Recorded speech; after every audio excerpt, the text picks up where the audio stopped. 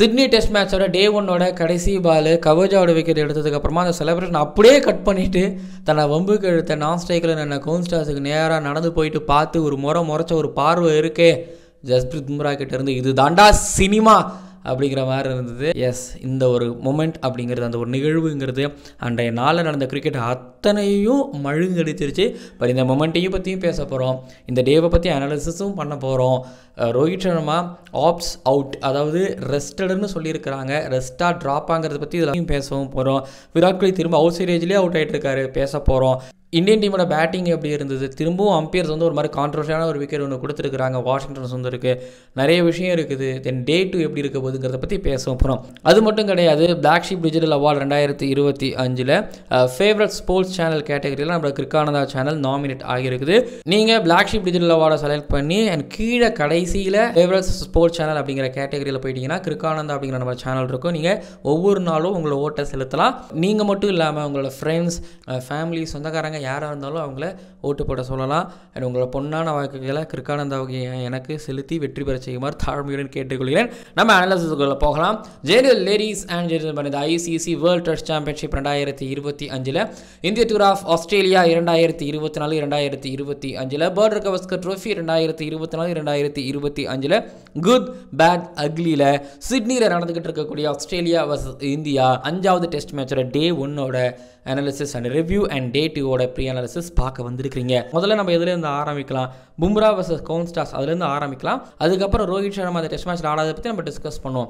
First Konstas அப்படி பண்ணியிருக்கக்கூடாது அப்படின்னு சொல்கிறவங்களுக்கு மத்தியில் நானும் அதை தான் சொல்லுவேன். கோன்ஸ்டாஸ் சின்ன பையன் அந்த மாதிரிலாம் பேச வரல. பொதுவாக பேட்டர்ஸ் யாராவது நீங்கள் இந்த வீடியோ பார்க்குறீங்கன்னா பவுலர்ஸ் ஃபீல்டர்ஸ் உங்களை ட்ரிகர் பண்ணுவாங்க. ஏன்னா பவுலர் வந்து ஒரு பால் போட்டுட்டு போயிட்டாருன்னா அவர் அடிச்சிட்டாங்கன்னா அடுத்த 4-5 பால் ஏதாவது ஒரு பால் அவர் கம்பேக் கொடுத்துட்டு வந்துருவாரு கூட வச்சுக்கோங்க. பட் இன்கேஸ் பேட்டர்ஸ் நீங்கள் யோசிச்சு பாருங்கள், நீங்கள் ஒரு தடவை அவுட் ஆகிட்டீங்கன்னா நீங்கள் அவுட்டு தான், அந்த இன்னிங்ஸ் உங்களால் தொடர்ந்து ஆடவே முடியாது. அதனால் வச்சுக்கவே கூடாது. முக்கியமாக ஜஸ்பிரீத் பும்ரா மாதிரியான ஒரு ப்ரைம் ஃபார்ம், ஃபார்மில் இருக்கக்கூடிய இப்போ செம்ம ரிதமில் இருக்கக்கூடிய பும்ராவை பகச்சிக்கவே கூடாது. நான் வேறு யாரை வேணாலும், நீங்கள் சிராஜா வேணாலும் முறைங்க, நீங்கள் ஹர்ஷித் ராணா வேணாலும் முறைங்க, பிரசித் கிருஷ்ணா முறைங்க, யாரை வேணாலும் நீங்கள் முறைங்க. ஆனால் பும்ராவை மட்டும் முறைக்காதீங்க. பும்ரா சும்மாவே ஒரு மாதிரி போடுறாரு அப்படின்னா அவர் முறைச்சிங்கன்னா சொல்லவே தேவையில்ல. ஏபிடியோட விக்கெட் எடுத்துகிட்டு அவர் என்ன அப்படியே கையை கட்டிட்டு போனாரா? நான் அந்த வயசுலேயே அவர் ஒரு மாதிரி கிளம்புன்னு சொல்லி அவர் ஒரு சென்ட் ஆஃப் கொடுத்துட்டு தான் அவர் செலிப்ரேட் பண்ணிட்டு தான் போனார். பட் இடையில ஒரு மாதிரி அமைதியாக இருந்தார், நம்ம பெர்ஃபார்மன்ஸ் மூலமாக காமிக்கலான்னு சொல்லிட்டு. பட் இப்போ ஒரு மாதிரி பம்ப் ஆகிறாரு. எங்கேருந்து பம்ப் ஆகிறாரு அப்படின்னா, பும்ராவை கான்ஸ்டாஸ் பாக்ஸிங் டே டெஸ்ட் மேட்ச் மெல்பர்னில் அடித்ததுக்கப்புறம் அப்போ வந்து எல்லாரும் கத்துங்கன்னு அவர் கையை தூக்கி பண்ணாரா, அது பும்ரா அடிச்சுட்டு பண்ணாரா. பும்ரா அவுட் ஆனதுக்கப்புறம் கான்ஸ்டாஸ் திரும்பவும் வந்து பார்த்தீங்க அப்படின்னா க்ரௌடை பார்த்து கத்துங்க செலிப்ரேட் பண்ணுங்க அப்படிங்கிற மாதிரி சொன்னாரா. ஸோ இதெல்லாமே பும்ராவுக்கு, அமைதியாக இருக்கிற பும்ராவுக்கு, தன்னை அமைதிப்படுத்தி இருக்கிற பும்ராவுக்கு பிடிக்கல. பும்ரா பொங்கிட்டார். எங்கள் டீம் இன்னொரு ஓவர் எக்ஸ்ட்ரா போடணும், ஏன்னா நாங்கள் ரன்னு குறைவாக அடிச்சிருக்கிறோம், எங்களுக்கு விக்கெட் வேணும்னு இருக்கும்பொழுது அந்த இடத்துல கவர்ஜாவும் வந்து கார்டு எடுத்துகிட்டு டக்குன்னு வந்து நிற்கலை, பாலுக்கு ரெடி ஆகலை. ஓகேங்களா, அது ஒரு பிரச்சனை. எப்போ ரெடி ஆகுப்பா, நான் பால் போட போகிறேன் பார்க்கும்போது திரும்பி கவர்ஜா ஒரு தடவை இல்லை 2 தடவை வேணுமே லேட் பண்ணார். பட் பும்ரா அதை பண்ணவுடனே நான் ஸ்ட்ரைக்கில் இருந்த கான்ஸ்டாஸ் பொறுத்த வரைக்கும் என்னன்னா, நான் அவரை ஜட்ஜ் பண்ணல. பட் கான்ஸ்டாஸ் பொதுவாகவே வந்து பார்த்தீங்க அப்படின்னா வயசு எக்ஸ்பீரியன்ஸ் பற்றியும் நான் சொல்லக்கூடாது. அந்த வயசு பையன் இப்படி தான் இருக்கணும், 5 மேட்ச் ஆனால் இப்படி தான் இருக்கணும்னு சொல்ல. பட் அவர் ஒரு பேட்டராக இப்போ தான் வந்துகிட்டு இருக்கிறாரு அப்படிங்கும்போது கொஞ்சம் இன்வால்வ் ஆக வேணாம் நான் நினைக்கிறேன். பட் ஆனால் அவர் இன்வால்வ் ஆனார், அவர் பும்ரா கிட்டே பேசினார், பும்ரா அங்கே காண்டானதுக்கப்புறம் அந்த காண்டில் அவர் இந்த எமோஷனில் தாறுமாறலாம் போடல. அதுதான் பும்ரா கிட்ட இருக்கக்கூடிய கண்ட்ரோல். நான் விராட் கோலி இந்த இடத்துல சொல்வேன். விராட் கோலி, பும்ரா இவங்கெல்லாம் வந்து கோவத்தில் அந்த எமோஷனில், ஆனால் அந்த கேமை விட்டுற மாட்டாங்க. அவங்க அந்த கண்ட்ரோலாகவே வச்சுருந்துருப்பாங்க. ஒரு ப்ரைம் அண்ட் பீக் இருக்கக்கூடிய கோலியை நீங்கள் பார்த்தீங்க அப்படின்னா. பட் இப்போது அதே பீக்கில் இருக்கிறாரு ஜஸ்பிரீத் பும்ரா. 2016-19 நான் பார்த்தேன் விராட் கோலி மாதிரி இப்போ நான் பும்ராவை பார்க்குறேன். அதனால் இப்போ யாராக இருந்தாலும் அமைதியாக கையில் இருக்கக்கூடிய பேட்டை வச்சுட்டு 3 குச்சியும் தன்னுடைய விக்கெட்டையும் காப்பாற்ற தான் பார்க்கணுமே தவிர பும்ரா கிட்ட மோதக்கூடாது. கோன்ஸ்டாஸ் நினைக்கலாம் நான் வந்து இப்படின்னு. பட் ஸ்டீவ் ஸ்மித்தும் சரி, லபுஷேனே வந்து பும்ரா கிட்ட பேசுகிறதுக்கு யோசிப்பாங்க இப்போ இருக்கக்கூடிய நிலமையில். பட் கோன்ஸ்டாஸால் இப்போ கவர்ஜாவோட விக்கெட் போயிடுச்சு. இப்போ நாளைக்கு நீங்கள் பாருங்கள், காலைல 5 மணிக்கு அலாரம் வச்சு பாருங்கள், கோன்ஸ்டாஸ் விக்கெட் எடுக்க பார்ப்பாங்க, எல்லாரும் எடுக்க பார்ப்பாங்க. கோன்ஸ்டாஸ் வந்து பேசும்போது வாஷிங்டன் சுந்தர் வந்து முறைச்சாரு. நல்லா பாருங்கள், வாஷிங்டன் சுந்தர் செம்மையாக முறைச்சாரு. கோன்ஸ்டாஸ் பண்ணுறது வந்து ஒருத்தர் அஃபெக்ட் பண்ணல. என் டீமில் இருக்கக்கூடிய ஒரு முக்கியமான பிளேயர், என் டீமில் இருக்க பிளேயரை நீ முறைக்கிற, என் கேப்டனை நீ முறைக்கிற அப்படிங்கும்போது சுந்தருக்கு கோவம் வரலாம். கவர்ஜாவோட விக்கெட் எடுத்தோடனே பும்ரா இதை பண்ணுவாருன்னு யாரும் எதிர்பார்க்கலையான்னு தெரியல. பட் பும்ரா அதை பண்ணோடனே ஒட்டுமொத்தம் எல்லாரும் கான்ஸ்டாஸ் பக்கம் தான் வந்தாங்க. பிரசித் கிருஷ்ணா ஃபார்வர்டே நின்னாரு, கான்ஸ்டாஸ் கான்ட்ராஸ்ட்டை பார்த்து கத்துனாரு, விராட் கோலி கத்துனாரு, ஜெய்ஸ்வால் கத்துனாரு, கில்லு வந்து கத்துனாரு.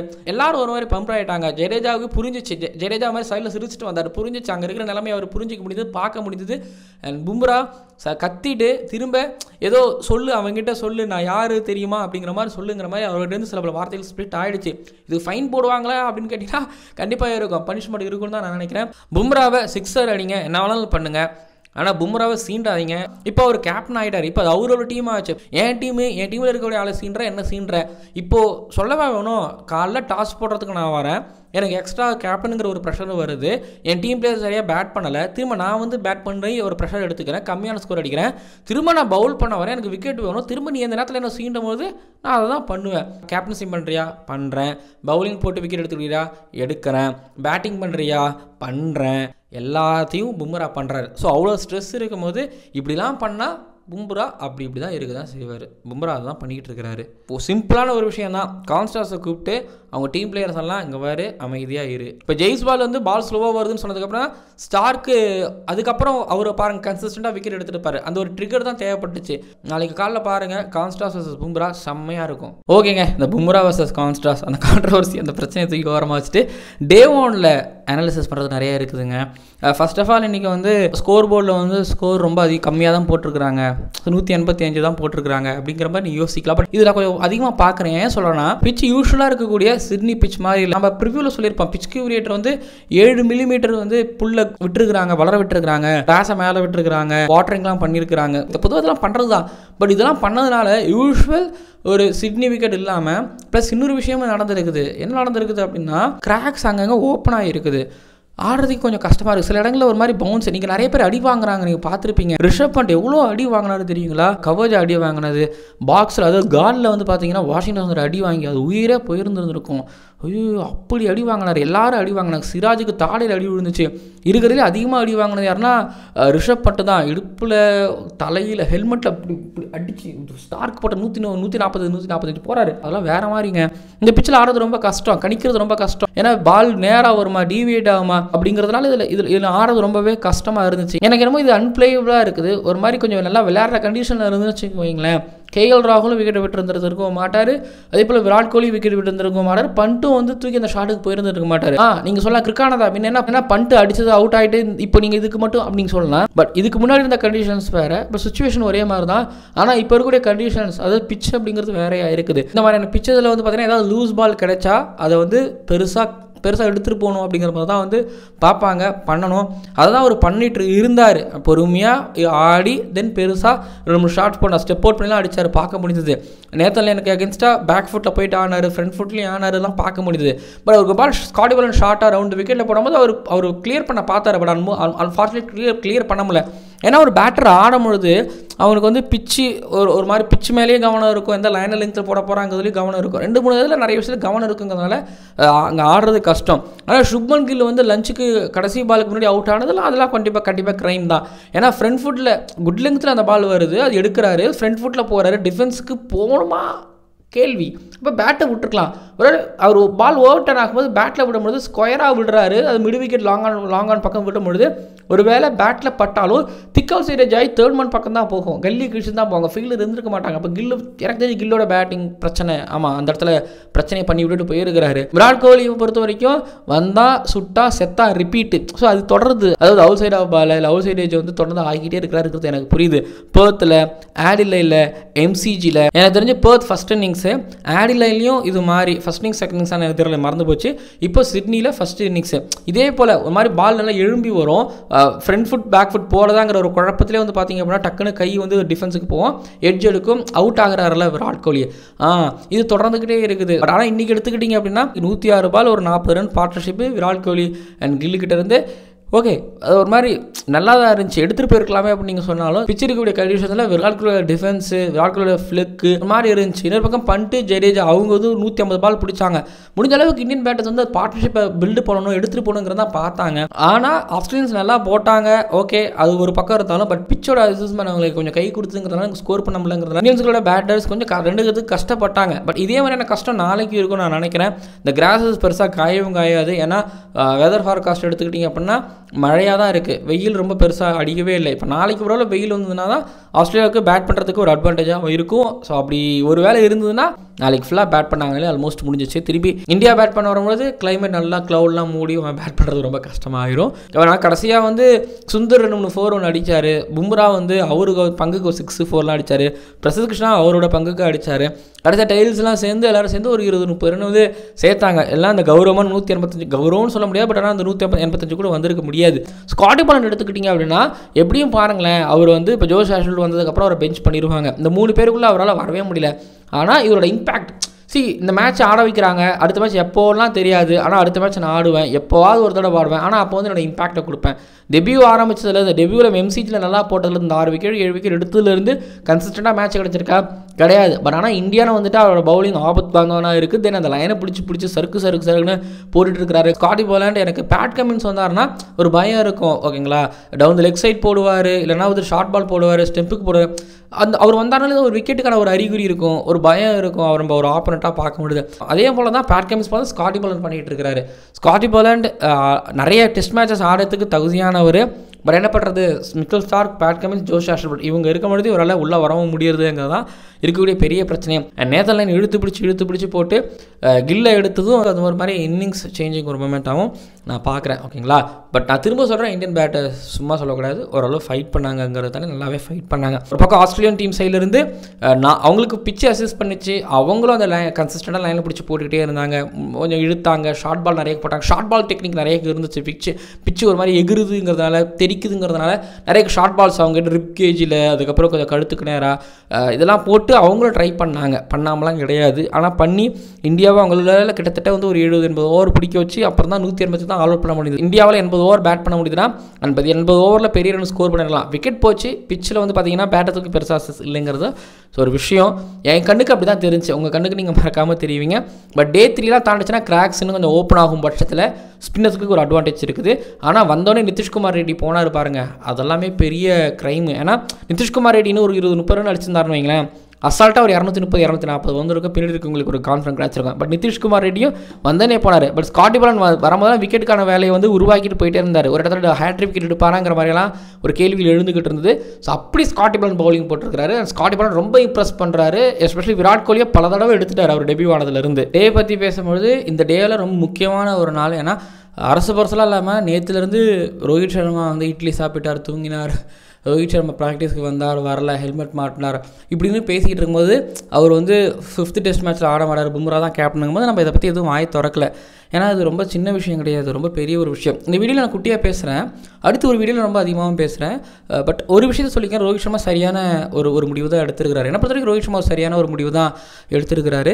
ஏன்னா பும்ரா வந்துட்டார், தன்னோட பேட்டிங்கும் அவர் யோசிக்கிறாரு, அண்ட் நம்ம தனக்கு ரீப்ளேஸ்மெண்ட்டும் இருக்குது. அப்படிங்கும்போது இது செலக்டர்ஸ் கேட்டுக்கிட்டாங்களான்னு எனக்கு தெரியல. செலக்டர்ஸ் கண்டிப்பாக கேட்டுருந்துருக்க மாட்டாங்க. ஏன்னா நீங்கள் லாஸ்ட்டு ஒரு வருஷமாக நீங்கள் கிரிக்கெட்னு எடுத்துக்கிட்டீங்க அப்படின்னா கம்ப்ளீட் பாசிட்டிவாக தான் இருந்தார். பட் நியூசிலாந்து சீரீஸ்க்கு அப்புறம் தான் டோட்டலாக ஒரு மாதிரி படுத்துட்டார். அப்படிங்கிறதுனால அவருக்கே தெரியுது நம்ம டீமுக்கு பாரமாக இருக்கிறோங்கிறது ஒன்று. தென் நான் திரும்ப சொல்கிறேன், பும்ராங்கிற ஒரு கேப்டன் வந்துட்டார், லீட் பண்ணுறதுக்கு ஆள் இருக்குது, அந்த ஓப்பனிங் பொசிஷன் ஆடுறதுக்கு ஆள் வந்தாச்சு. நான் ஒரு இடத்துல நான் இதுக்கு வேஸ்ட் லக்கேஜாக இருக்கிறேன், நான் விளைகிறேன் அப்படிங்கிற மாதிரி தான் ரோஹித் சர்மா விலகி இருக்கிறாரு. அது உங்களுக்கு தெரியுதா இல்லையான்னு எனக்கு தெரியல. பட் ஆனால் ஆக்சுவலி ரீசன் அதுதான்.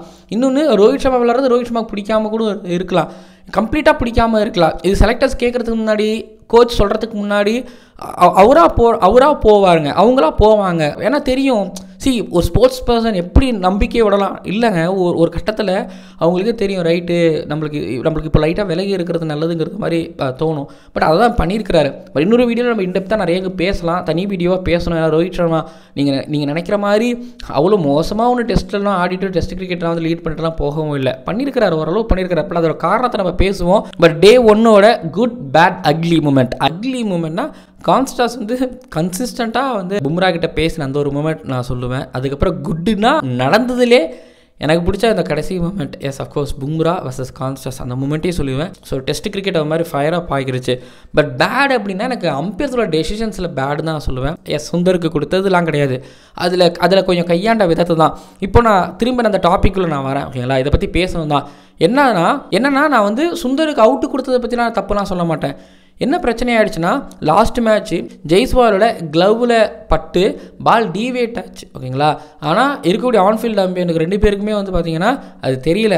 அதனால தேர்ட் அம்பையருக்கு போனாங்க. தேர்ட் அம்பையர்கிட்ட போகும்போது அது டிவி அம்பையர்கிட்ட போகும்போது ஸ்னிக்கோல சவுண்டு வரல, ஆனால் பால் டிவேட் ஆகுது. உடனே பால் ட்ராஜெக்டரி வச்சு செக் பண்ணும்பொழுது ஆமாம் பால் டிவேட் ஆகுது, அப்போது க்ளவ்லேயே பேட்லேயே பட்டிருக்கு, அவுட்டு அப்படின்னு வந்து கொடுத்துருந்தாங்க. ஆக்சுவலி நான் அதுக்கு சொல்லியிருப்பேன், பால் ட்ராஜெக்டரி வச்சோ இல்லை தேர்ட் அம்பையருக்கோ டிவி அம்பையருக்கோ போயிடுவேன். இருக்கிற லெக் அம்பையர் சரியாக கவனிச்சிருந்தாலோ இல்லை ஆன்ஃபீல்டு அம்பையர் கவனிச்சிருந்தாலோ வந்து பார்த்தீங்கன்னா 2 பேரும் பேசி அதை டெசிஷன் கொடுத்துருக்கலாம் அப்படிங்கிற மாதிரி நான் சொல்லியிருந்திருப்பேன். இப்போ ரசிகர்களுக்கு வந்து பார்த்தீங்கன்னா ஜெய்ஸ்வால் அவுட் நாட் அவுட்டுங்கிறத தாண்டி ஒரு சிலருக்கு என்ன பிரச்சனை ஆயிடுச்சுன்னா ஸ்னிக்கோல சவுண்டு வரல, ஆனால் பால் ட்ராஜெக்டரியில் பால் மூவ் ஆகுது அப்படிங்கிறதும். இன்னொன்று கேஎல் ராகுலுக்கும் இப்படி தான் இருந்துச்சு.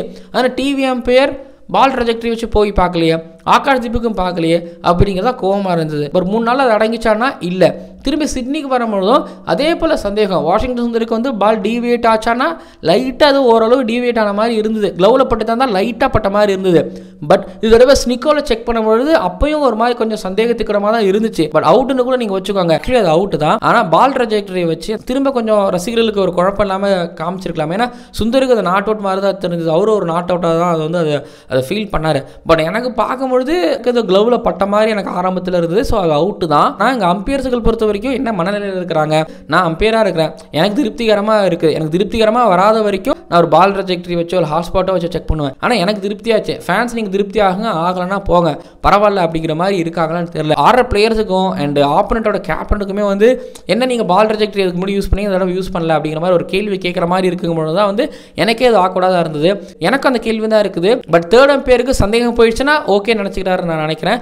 பட் போங்க, உங்ககிட்ட இருக்கக்கூடிய இன்னொரு ஃபியூச்சர் யூஸ் பண்ணுங்க, பால் ட்ராஜெக்டரி யூஸ் பண்ணுங்க, அதுலேயும் வந்து முடிவு வரட்டுமே அப்படிங்கிற மாதிரி தான் நான் சொல்லுவேன். டிவி அம்பையர் பொறுத்த வரைக்கும் அவருக்கு அது தெரிஞ்சால் போதும், அது அவுட்டோ நாட் அவுட்டோ இருந்தாலும் நான் கொடுத்துப்பேன் அப்படிங்கிற மாதிரி. நீங்கள் உங்களுக்கு வருத்தமோ சங்கடமோ எதிர்கருத்தோ தான் நீங்கள் பேசிட்டு போங்க அப்படிங்கிற மாதிரி வந்து பண்ணிக்கிட்டு இருக்கிறாங்க. பட் என்னை பொறுத்த வரைக்கும் நான் அதை வந்து ஒரு மாதிரி பேட் மூமெண்ட்டாக நான் பார்க்குறேன். டிவி அம்பையர்ஸுக்குள்ள அந்த வேலையை வந்து டே 1 ரிவ்யூ இதோட நிறைவடையுது. அண்ட் டே 2 பொறுத்த வரைக்கும் பேசும்பொழுது முகமது சிராஜ் அது டிஎஸ்பி சார் வந்து போன மேட்ச்சில் ரொம்ப நல்லாவே பவுல் பண்ணார். பிரசித் கிருஷ்ணா ஃபுல் இப்போ மாதிரி ஃப்ரெஷ்ஷாக வந்துருக்கிறாரு, ஒரு வெரைட்டிக்காக கொண்டு வந்துருக்கிறாங்க. இப்போ 185 லீக் எடுப்பாங்கன்னா எனக்கு தெரியல. பட் ஆனால் எனக்கு தெரியல அப்படின்னா நான் ஷோராக சொல்லுவேன் ஆஸ்திரேலியாவுக்கு வாய்ப்பு இருக்குன்னு. ஆனால் நான் தெரியலன்றேன்னா எனக்கு பிச் கண்டிஷன் எனக்கு அதே மாதிரி இந்த 7 மில்லிமீட்டர் கேஸ் வந்து எங்கேயும் ட்ரை ஆகாமல் இதே கிளைமேட்டில் இருந்ததுன்னா இந்த கிராக்ஸ் ஓப்பனாக இருக்கும்போது 185க்கு இதுக்கு முன்னாடி பேர்த்தில் இப்படி தானே இந்தியா வந்து ஆல் அவுட் பண்ணி வந்து பேட் பண்ணுவாங்க ஆஸ்திரேலியாவுக்கு அகேன்ஸ்டாக. அதே போல் திரும்ப தான் நடக்கிறதுக்கு நிகழ்வு இருக்குதா அப்படின்னா திரும்ப நடக்கிறதுக்கு வாய்ப்புகள் இருக்குது. ஆனால் 2வது நாள் ஹெவி ரோலர் விடுவாங்களா இல்லை சாஃப்ட் ரோலர் விடுவாங்களா அப்படிங்கிறதும் ஒரு பெரிய கேள்வியாக இருந்துகிட்டு இருக்கு. பட் இந்த பக்கத்தில் வந்து பார்த்தீங்கன்னா கான்ஸ்டா, ஸ்மித், லபுஷேன், ஹெட் இவங்க எல்லாமே வந்து பொறுமையாக ஆடுறவங்க தான். ஏன்னா லபுஷேனுக்கு ரொம்ப பிடிச்ச கிரவுண்டு. இந்த டிராவிஸ் ஹெட் அடிக்கிற ஒவ்வொரு 6ம் பிடிங்கி தூக்கி அடிக்கிற ஒவ்வொரு 6ம் இத்தனை 6 சொல்கிறேன்னா 6ம் ரொம்ப ரொம்ப முக்கியம். பட் என்னை பொறுத்த வரைக்கும் இந்தியா ரெஸ்ட்ரிக்ட் பண்ணிடுவாங்களோன்னு எனக்கு தோணுது. நீங்கள் மறக்காமல் கீழே வந்து கமெண்ட் பண்ணுங்கள், நாளைக்கு ஆஸ்திரேலியா எவ்வளோ அடிப்பாங்க, லீடு இருப்பாங்களா. கான்ஸ்டாஸ் பும்ராவை சீண்டிட்டார், அதுதான் எங்கள் விஷயமே. இப்போ பும்ரா சீண்டது மட்டும் கிடையாது, பிரசித் கிருஷ்ணாவும் கோவத்தில் இருக்கார், சுந்தர் எல்லாரும் கோவத்தில் தான் இருக்கிறாங்க. பட் கோவத்தில் இருக்கிறவங்க எமோஷனலில் கட் பண்ணிட்டு வந்து பால் போட்டால் ஒரு ஓகே கண்ட்ரோல் பண்ணலாம். பட் இங்கே முடியறது கிடையாது. பும்ரா அதை ரொம்ப பர்சனலாக எடுத்துக்கிட்டாரு. போன மேட்ச்ல இருந்து சிராஜா ரொம்ப பர்சனலாக எடுத்துட்டு தான் ரியாக்ட் பண்ணிட்டு இருக்கிறாரு. அதனால இன்னும் கொஞ்சம் வெறியாகவும் இருக்கும். ஏன்னா ஜெயிக்கணும், இந்தியா ஒரு ஜெயிச்சாங்க அப்படின்னா வேர்ல்ட் டெஸ்ட் சாம்பியன்ஷிப் ஃபைனல் போகிறதுக்கு ஏதோ ஒரு வாய்ப்பு இருக்குது. பட் ஆஸ்திரேலியாவும் வேர்ல்ட் டெஸ்ட் சாம்பியன்ஷிப் ஃபைனல் போகணும் அப்படிங்கிற மாதிரி தான் இருப்பாங்க. பட் இவ்வளோ சண்டை போட்டதுக்கப்புறம் ஜெயிக்கணும் அப்படிங்கிற மாதிரி தான் இருக்கும். பட் நாளைக்கு எவ்வளோ சீக்கிரம் சுருட்டுவாங்கிறத பொறுத்து வந்து பார்க்கலாம். இந்தியன் டீம் சேர்ந்து யார் அதிக விக்கெட்ஸ் எடுப்பாங்கிறதும் கீழே வந்து கமெண்ட் பண்ணுங்கள். ஆனால் இதுக்கு முன்னாடி எத்தனை பேர் காலையில் 5 மணிக்கு வெரி ஃபஸ்ட்டு பால் பார்த்துருக்கீங்கன்னு எனக்கு தெரில. இதுக்கு முன்னாடி நீங்கள் பார்க்குறேன்னா பாருங்கள், வெறித்தனமாக இருக்கும். பும்ராவை சீண்டி வேற விட்டாங்க.